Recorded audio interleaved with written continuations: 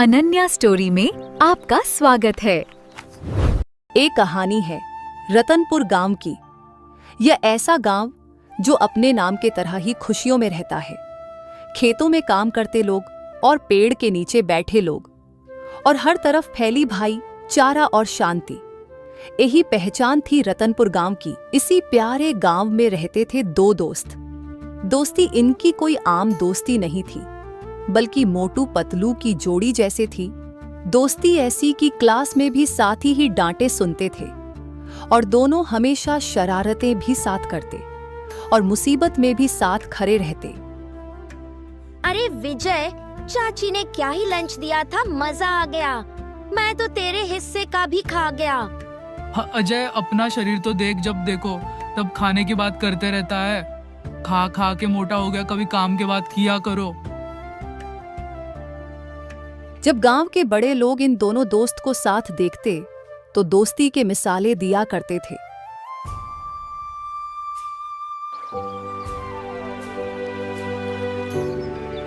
समय कब गुजर गए पता ही नहीं चला। दोनों दोस्त बड़े हो गए। एक दिन गांव के नदी के पास बैठे थे और सोचते थे जिंदगी में कुछ बड़ा करना है।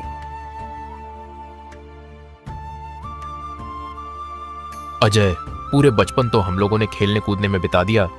क्या पूरी उम्र ऐसे ही हम लोग बेरोजगार रहेंगे? इस सोच के तो मुझे नींद ही नहीं आती। तुम सही बोल रहे हो विजय। मैं भी आजकल यही सोचते रहता हूँ, क्योंकि सिर्फ हमारी दोस्ती ही नहीं बल्कि हमारी मेहनत की मिसाल दे लोग। लेकिन हम लोग ऐसा क्या करें जिससे गांव वाले भी खुश हो और हम लोग भी कुछ पैसे कमा सके। दोनों दोस्त काफी देर तक सोचते रहे, कभी शहर जाकर कमाने का तो कभी खेती करने का। लेकिन ये लोग अपने बचपन के जगह को छोड़ने नहीं चाहते थे। तभी अचानक से विजय को ख्याल आया। अरे विजय भाई, ये बता, मार्केट में किस दुकान पे सबसे ज्यादा भीड़ लगते हैं? अजय, ऐसे भीड़ तो फास्ट फूड या जलेबी समोसे की दुकान पे भीड़ लगते हैं। बस अब हम भी यही करेंगे। ऐसे भी तुम जानते ही हो मैं समोसा कितने अच्छा बनाता हूँ। हाँ अजय, ये तो बहुत अच्छा आइडिया है। चलो सारे सामान इकट्ठा करें। बातों ही बातों में दोनों ने एक अहम फैसला लिया और दोनों ही अपने अपने कामों में निकल पड़े, अपने सपने को सच करने की राह में। काका, अच्छे अच्छे आलू दे दो समोसे के लिए, और हाँ, बढ़िया खुशबूदार मसाले भी देना, ताकि ग्राहक एक बार समोसे खाए तो बार बार दुकान पे आए। ले जाओ विजय बेटे, कितना चाहिए आलू? ऐसे भी अब तो हम लोगों को तुम्हारे हाथों का समोसा खाने को मिलेगा। विजय इधर दुकान के सामानों की व्यवस्था में लगा था और उधर अजय दुकान को तैयार करवाने में व्यस्त था। काका, दुकान की साफ सफाई में कोई कमी नहीं रहनी चाहिए और दुकान की हर एक चीज मजबूती से होना चाहिए, ठीक है? दोनों दोस्तों ने दिन रात एक कर दिया।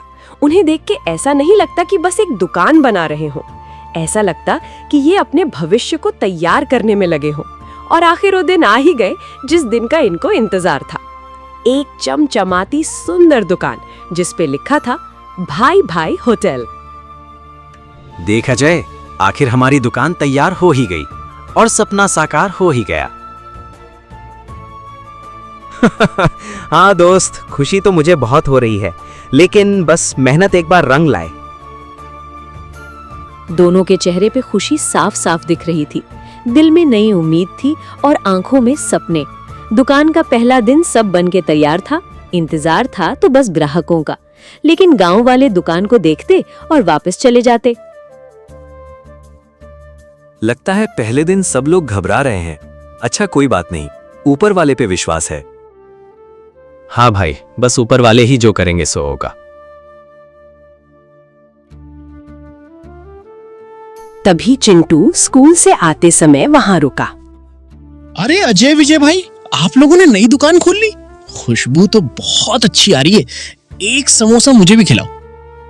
बिल्कुल चिंटू, अभी लगाता हूँ तुम्हारे लिए एक प्लेट गर्मा गर्म समोसा। विजय बढ़िया से एक प्लेट समोसा चिंटू को देता है। चिंटू, जरा टेस्ट करो और बताओ कैसा बना है समोसा। चिंटू ने समोसे को चटनी में डुबाया और पहला निवाला लिया। खाते ही चिंटू के चेहरे के भाव उड़ गए। वाह विजय भाई, मजा आ गया। इससे पहले मैंने ऐसा समोसा कभी नहीं खाया। ऐसा समोसा तो बड़े बड़े होटलों में भी नहीं मिलते।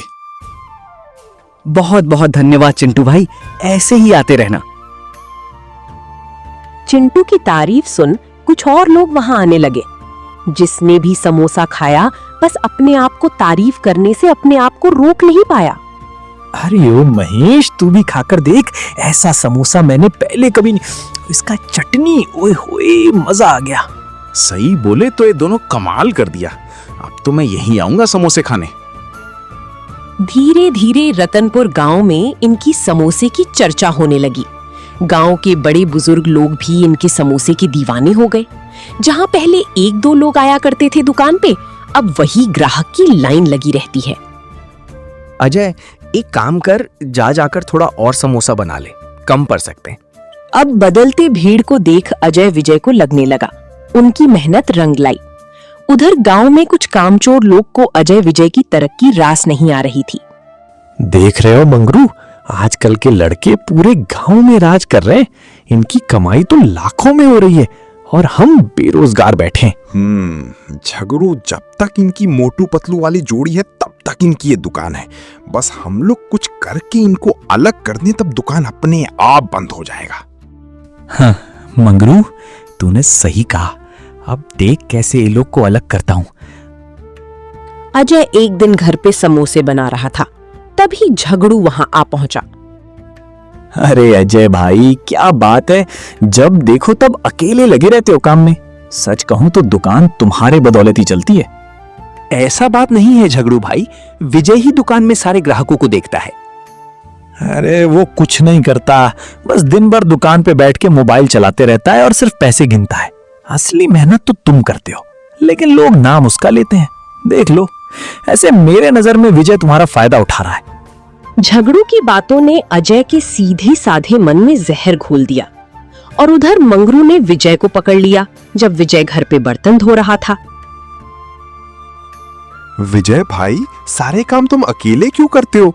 जब देखो तब बर्तन धोते रहते हो और ऊपर से दुकान की भी देखभाल करते हो। ऐसा बात नहीं है, अजय के हाथों के समोसा की स्वाद सब पसंद करते हैं। समोसा तो तुम भी बना लोगे, लेकिन असली हुनर तो तुम्हारे पास है, जिससे ग्राहक को तुम रोक लेते हो। अगर तुम ना हो तो उसका समोसा कोई ना खाए, क्योंकि वो कोई काम का नहीं। असली मालिक तो तुम हो। मंगरू की बातों ने विजय के भी दिल में जहर घोलने लगा और इन सब बातों से विजय के मन में भ्रम पैदा होने लगे। अब धीरे धीरे दोनों जिगरी दोस्त के मन में अहंकार पैदा करने लगा, लेकिन अंदर ही अंदर दोनों बदलने लगे। मंगरू सही बोल रहा था। मैं यहाँ धूप में बैठकर गर्मी से झुलस रहा हूँ और वो दुकान पर बैठकर टाइम पास करता है। सारी मेहनत तो मैं करता हूँ, इसको देख भला कौन आएगा दुकान पर।